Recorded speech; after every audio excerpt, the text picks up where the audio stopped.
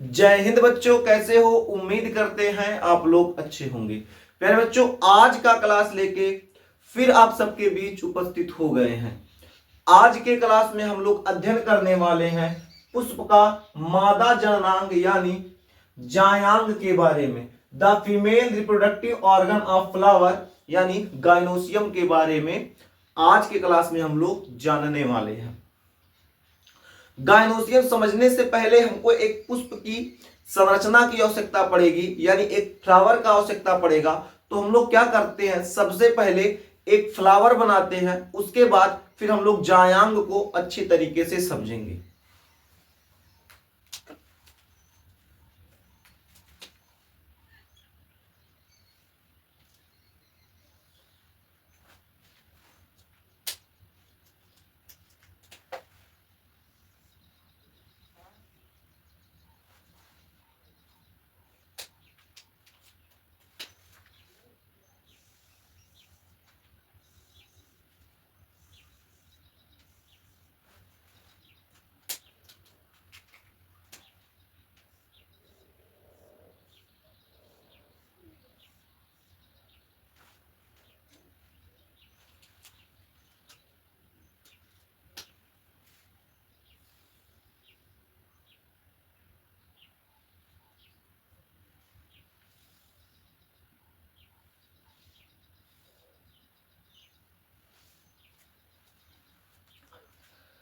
ये हम लोग के सामने एक पुष्प की संरचना उपस्थित है।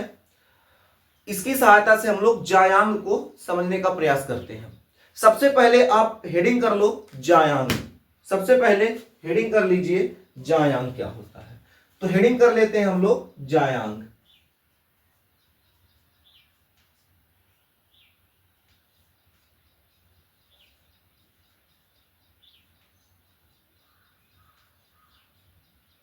गायनोशियम। तो अगर बात करें जायांग की, तो जायांग क्या होता है? जायांग पुष्प का जो मादा भाग होता है, यानी जायांग जो होता है पुष्प के मादा जननांग का प्रतिनिधित्व करता है। अब ये जो पुष्प है, इस पुष्प में ये जो बीच वाला भाग दिखाई दे रहा है, ये जो पूरा बीच में रेड कलर से भाग दिखाई दे रहा है, ये पुष्प के मादा भाग को प्रदर्शित कर रहा है, यानी ये जायांग को बता रहा है। यानी आपसे अगर प्रश्न पूछ लिया जाए कि जायांग क्या होता है, तो आपका जवाब होगा पुष्प में उपस्थित वह संरचना जो पुष्प के मादा जननांग का प्रतिनिधित्व करता है, जायांग कहलाता है। किसका प्रतिनिधित्व करता है? तो मादा जननांग का। बस इतना बात याद रखिएगा, जो मादा जननांग का प्रतिनिधित्व करता है वही क्या कहलाता है? जायांग कहलाता है। तो हमारे साथ आप नोट कर लीजिए जायांग की परिभाषा। तो क्या लिखेंगे? पुष्प में उपस्थित,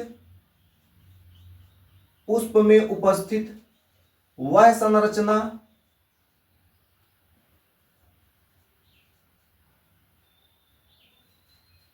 जो मादा भाग या इसलिए जो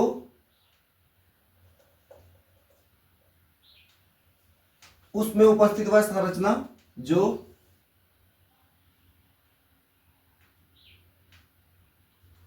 मादा जननांग, जो मादा जननांग का प्रतिनिधित्व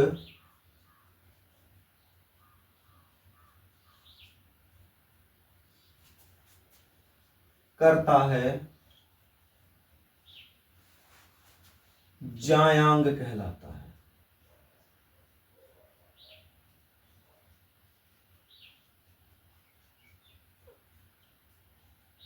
तो अगर आपसे जायांग पूछा जाए तो क्या आप बता लोगे? क्या बोलोगे?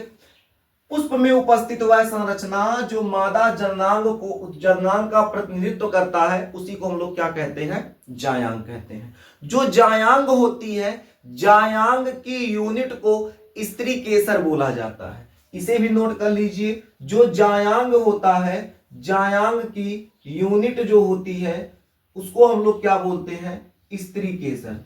स्त्री केसर। तो जायांग की यूनिट क्या होती है? स्त्री केसर।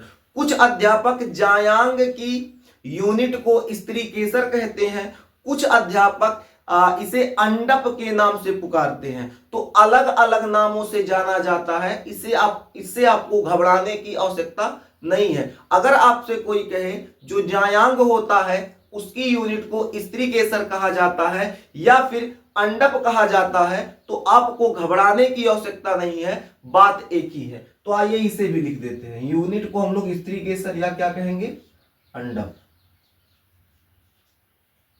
ठीक है, इसको चेंज कर देते हैं।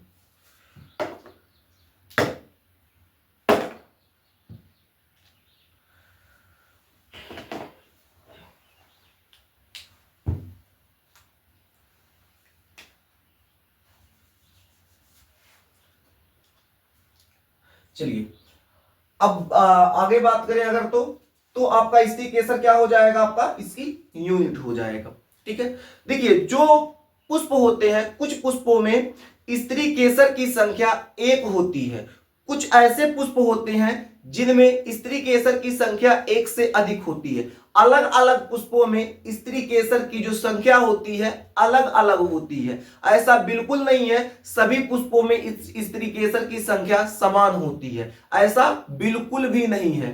तो जिन पुष्पों में स्त्री केसर की संख्या 1 पाई जाती है उसे हम लोग एक अंडपी बोलते हैं, और जिन पुष्पों में स्त्री केसर की संख्या 1 से अधिक यानी 2, 3, 4, 5, 10 इससे ऊपर यानी 1 से अधिक पाई जाएगी उसे हम लोग बहुअंडपी बोलेंगे। बात समझ में आ गया? अब इसका मतलब क्या है? देखिए इस चित्र को देख पा रहे हैं, इसमें स्त्री केसर की जो संख्या है 1 पाई जा रही है, तो ऐसा पुष्प क्या कहलाएगा? एक अंडपी। लेकिन बाय द वे मान लेते हैं कुछ दूसरा कोई पुष्प है जिसमें स्त्री केसर की संख्या 1 से अधिक पाई जा रही है, चलो मान लेते हैं 2 पाई जा रही है, यहां बना देते हैं।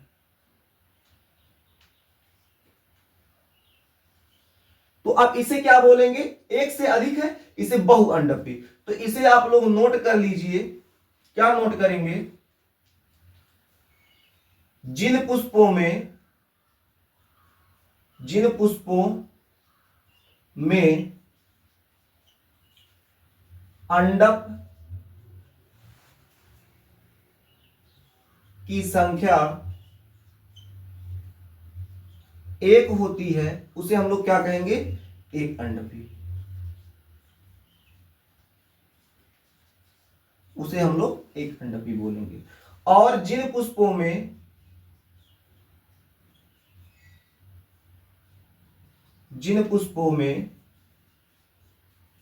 अंडप की संख्या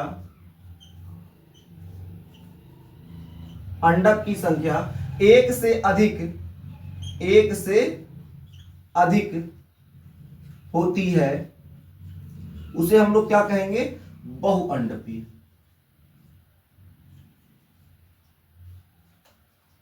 इतना बात समझ में आ गया? जिनमें 1 पाई जाएगी एक अंडपी, जिनमें 1 से अधिक पाई जाएगी बहुअंडपी। ये आपका एक अंडपी हो जाएगा, ये आपका बहुअंडपी हो जाएगा। अब बहुअंडपी में एक लाजवाब चीज आपको बताते हैं, जो बहुअंडपी होता है, ये जो बहुअंडपी है ये भी, इसको भी 2 भागों में बांटा गया है, इसकी भी 2 कैटेगरी होती है, 2 भागों में इसको बांटा गया है। तो जो बहुअंडपी होता है, बहुअंडपी, इसे भी कितने भागों में बांटा गया है? तो 2 भागों में बांटा गया है। अब दो भागों में कैसे बांटा गया है इसको हम लोग समझते हैं। तो अभी आप लोग जान चुके हैं कि जो बहुअंडपी होता है इनमें क्या होता है? संख्या कितनी होगी? 1 से अधिक होगी। तो बहुअंडपी जो होता है इसको 2 भागों में कैसे बांटा गया, अब इस पे हम लोग बात करते हैं। देखिए अगर किसी पुष्प में जो बहुअंडपी है उसकी जो संख्या है 1 से अधिक होगी, तो जो संख्या होगी 1 से अधिक होगी, जो अंडप होंगे अगर आपस में जुड़े हुए होंगे, 1 से अधिक जितना भी हो, 2 है, 3 है, 4 है, जितना भी है, जैसे बाय द वे मान लेते किसी फ्लावर में ऐसे 4 हैं, तो चारों आपस में क्या है? अगर ऐसे जुड़े हुए हैं, आपस में चारों ऐसे आपस में जुड़े हुए हैं तो उसे हम लोग कहेंगे संयुक्त अंडपी। और अगर आपस में चारों तीनों जितना भी है आपस में सब ऐसे अलग अलग हैं, जुड़े हुए नहीं है, उसे वियुक्त अंडपी बोलेंगे। यानी ऐसे पुष्प जिनमें अंडप जो होता है आपस में जुड़ा हुआ होगा, अंडप आपस में जुड़ा हुआ होगा, उसे हम लोग क्या बोलेंगे, संयुक्त अंडपी। और अंडप अगर आपस में जुड़ा हुआ नहीं होगा, अलग अलग होंगे, उसे हम लोग वियुक्त अंडपी बोलेंगे। बात समझ में आ गया? तो नोट कर लेते हैं। क्या नोट करेंगे? ऐसे पुष्प जिनमें अंडप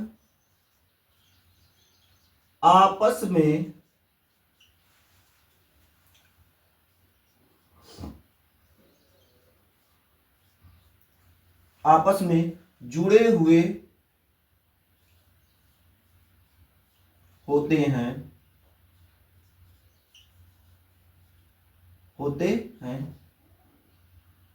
उसे हम लोग क्या कहेंगे, एक अंडपी। माफ कीजिएगा, उसे हम लोग क्या कहेंगे, संयुक्त अंडपी।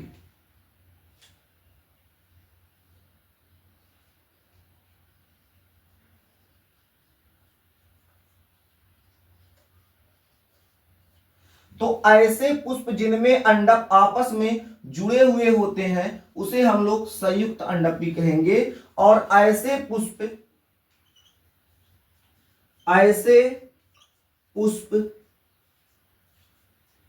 जिनमें अंडप आपस में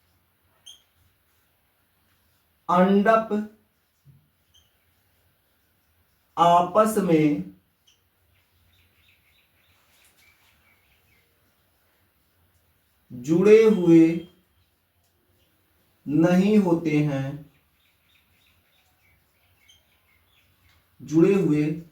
होते हैं, इसे हम लोग क्या कहेंगे, इसे हम लोग वियुक्त अंडपी, वियुक्त अंडपी। अब इस चित्र को देख पा रहे हैं, यहां दोनों अंडप आपस में जुड़े हुए नहीं हैं, लेकिन एक और अगर हम लोग संरचना बनाएं तो यहां हम लोग देखें तो यहां हम लोग क्या करते हैं, अंडप को आपस में क्या करते हैं, जोड़ देते हैं। अब इसमें देखेंगे अंडप आपस में जुड़ा हुआ है, तो अब ये आपका क्या हो जाएगा, ये आपका संयुक्त अंडपी हो जाएगा।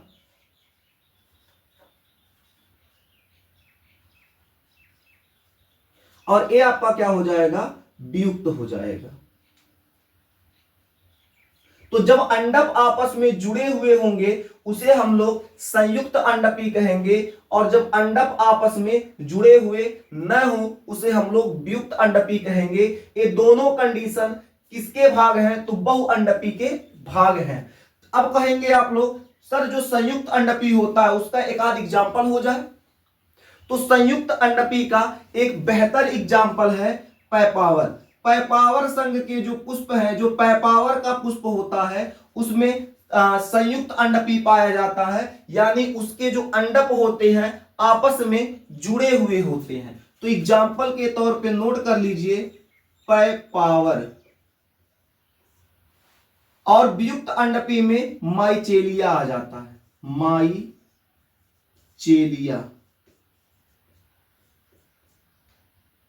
ठीक है, इसमें पैपावर, इसमें माइचेलिया। अब हम लोग समझते हैं जो जायांग होता है, यानी जायांग की यूनिट को हम लोग क्या कहते हैं, स्त्री केसर या अंडप। जो अंडप होता है, अंडप के भाग, अंडप के भाग, इसको हम लोग समझते हैं। ये जो अंडप का भाग होता है वो क्या होता है, मतलब अंडप के कितने भाग होते हैं। अब ये जो अंडप आप देख पा रहे हैं, ये पूरा अंडप,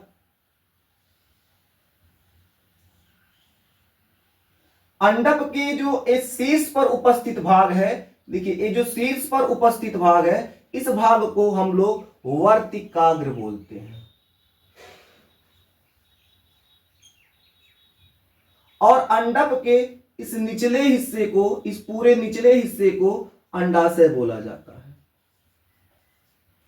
और जो एक बीच में भाग पाया जा रहा है, एक बीच में बेलनाकार संरचना पाई जा रही है, इसे हम लोग वर्तिका बोलते हैं। तो कहने का मतलब है जो अंडक होते हैं, अंडक के कितने भाग होते हैं? तो अंडक के 3 भाग होते हैं। जो सबसे ऊपर शिखर पर उपस्थित है, शीर्ष पर उपस्थित है, उसे हम लोग वर्तिकाग्र बोलेंगे। गा में गोड़वा फेंके वाला रा लग जाएगा। और जो नीचे उपस्थित है अंडाशय बोला जाएगा।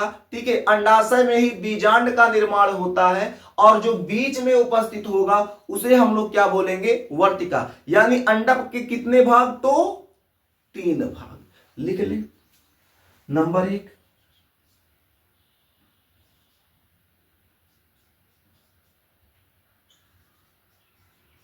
वर्तिकाग्र। नंबर 2, वर्तिका। और नंबर 3, अंडाशय। तो कितने भाग हो जाएंगे? 3 भाग। अब इन तीनों भागों को हम लोग अच्छे तरीके से समझते हैं। तो सबसे पहले आप लोग हेडिंग कर लीजिए वर्तिकाग्र।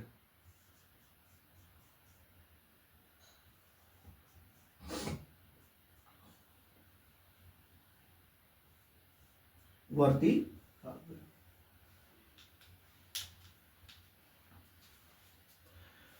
अब जो अंडक ये आप देख पा रहे हैं, अंडक के शीर्ष पर फूली हुई छत्रनुमा संरचना। छत्र मतलब ये छाता की तरह फैला हुआ है।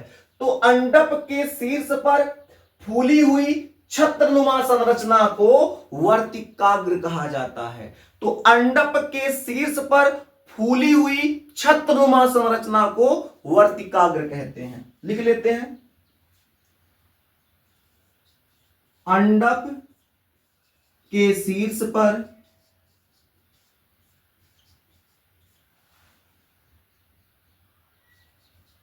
फूली हुई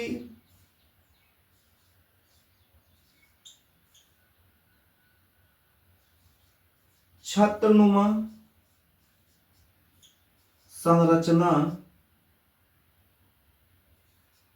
संरचना को वर्तिकाग्र कहते हैं।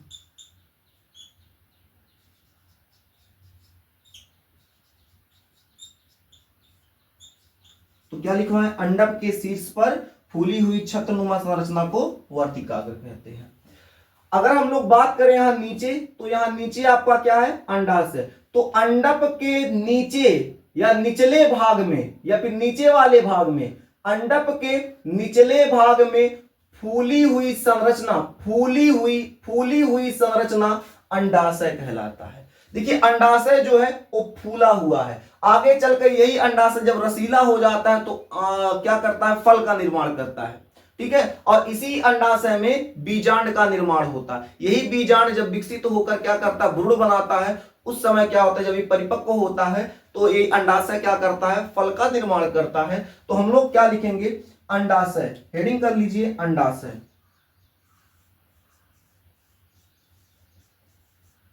अंडाशय। तो अंडाशय क्या होता है?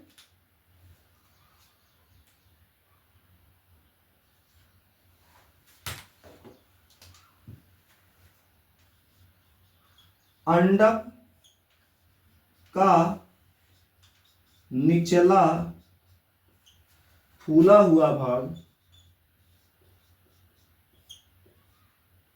निचला फूला हुआ भाग, अंडक का निचला फूला हुआ भाग अंडाशय कहलाता है।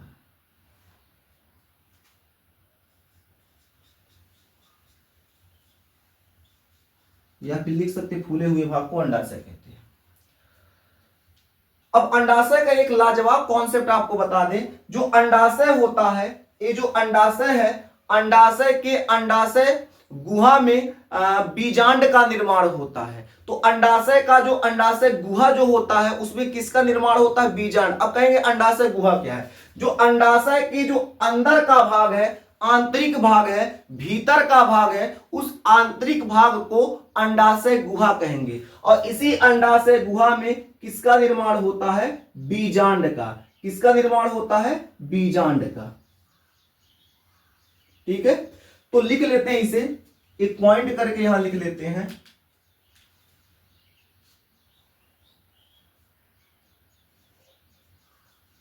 अंडाशय के अंडाशय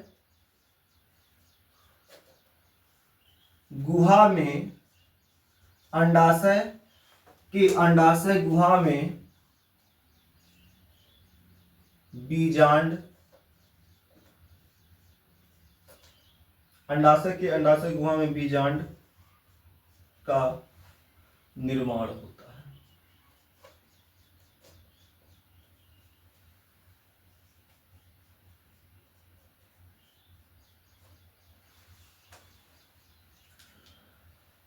कुछ ऐसे पादप हैं जिनके अंडाशय में एक बीजांड का निर्माण होता है, और कुछ ऐसे पादप हैं जिनके अंडाशय में एक से अधिक बीजांड का निर्माण होता है। तो अंडाशय में दो कंडीशन इसमें भी बनता है, अंडाशय में या फिर बीजांडों की संख्या एक होगी या फिर बीजांडों की संख्या एक से अधिक होगी। तो अगर किसी, यहां लिख देते हैं,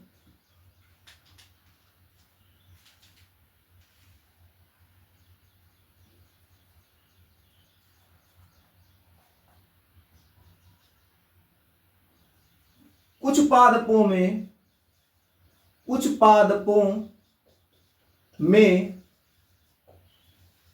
बीजांडों की संख्या,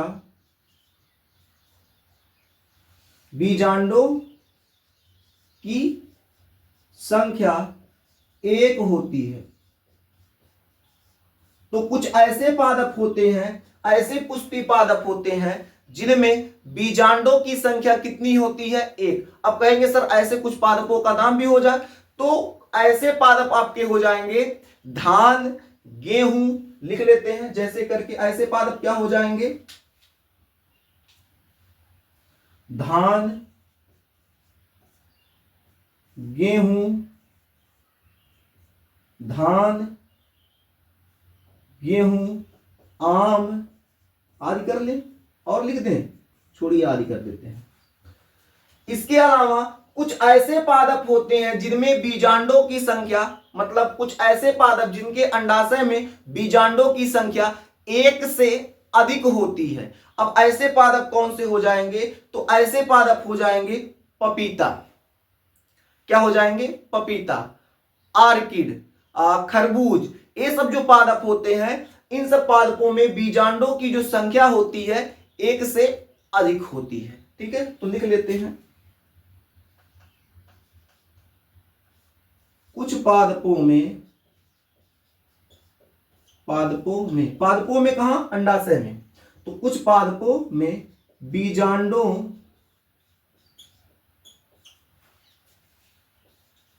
की संख्या एक से अधिक होती है, अधिक होती है, एक से अधिक होती है। ऐसे पादप क्या हो जाएंगे? खरबूज।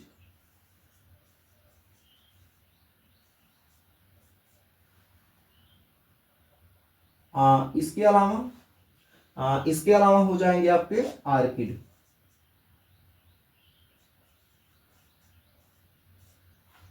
पपीता। तीन तीन एग्जाम्पल बहुत है। ठीक है, तो आप अंडाशय समझ चुके हैं। अंडक का निचला फूला हुआ भाग अंडाशय होता है। अंडाशय के अंडाशय गुहा में बीजांड का निर्माण होता है।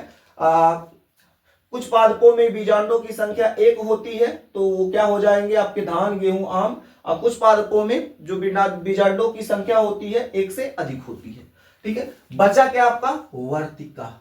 हेडिंग कर लीजिए, वर्तिका। कहा लिख दे? ऊपर लिख दे। यही लिख देते हैं, हो जाएगा। तो हेडिंग आप कर लीजिए वर्तिका। वर्तिका, वर्तिका। तो वर्तिका क्या होता है?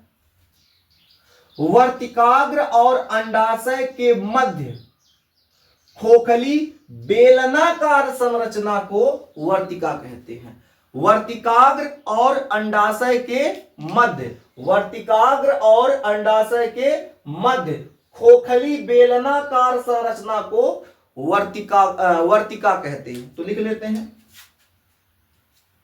वर्तिकाग्र, वर्तिकाग्र तथा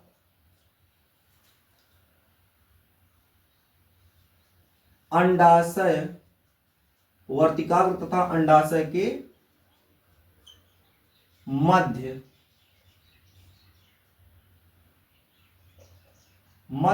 में उपस्थित खोखली एवं बेलनाकार संरचना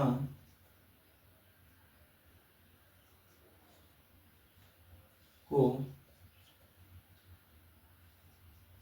वर्तिका कहते हैं।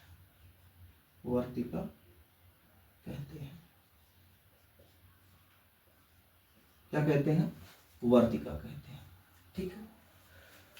अब जो ये वर्तिका होता है, इस वर्तिका का काम क्या होता है? तो जो ये वर्तिका होता है, इस वर्तिका से जब पराग कण क्या होंगे, इस पर आएंगे, तो पराग कण जो आपको पढ़ा रहे थे वहां बताए थे, जनन छिद्र की सहायता से एक नलिका निकलती है जिसे हम लोग पराग नलिका कहते हैं।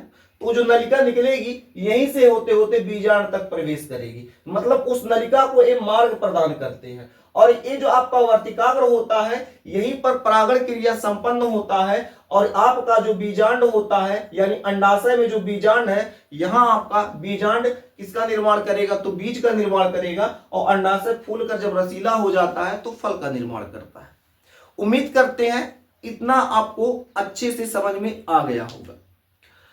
अगर बेहतर समझ में आ गया तो अपने मित्रों के पास भी शेयर कर दीजिए, उन्हें भी बता दीजिए कि सुरेंद्र सर अपने चैनल संस्कार क्लासेज बाय सुरेंद्र सर पर क्लास शुरू कर दिए हैं। चैनल से जितना जल्दी हो सके उतना जल्दी जुड़ जाए, चैनल को सब्सक्राइब कर लें, ताकि जैसे ही हम कोई क्लास आप तक पहुंचाएं तो क्लास तुरंत आप तक पहुंच सके। सब्सक्राइब किए रहेंगे तो तुरंत आप तक क्लास पहुंच जाएगा। जैसे हम यहां से वीडियो अपलोड करेंगे वैसे ही आप तक क्लास पहुंच जाएगा। फिर मिलेंगे आपसे अगले क्लास में, तब तक के लिए जय हिंद।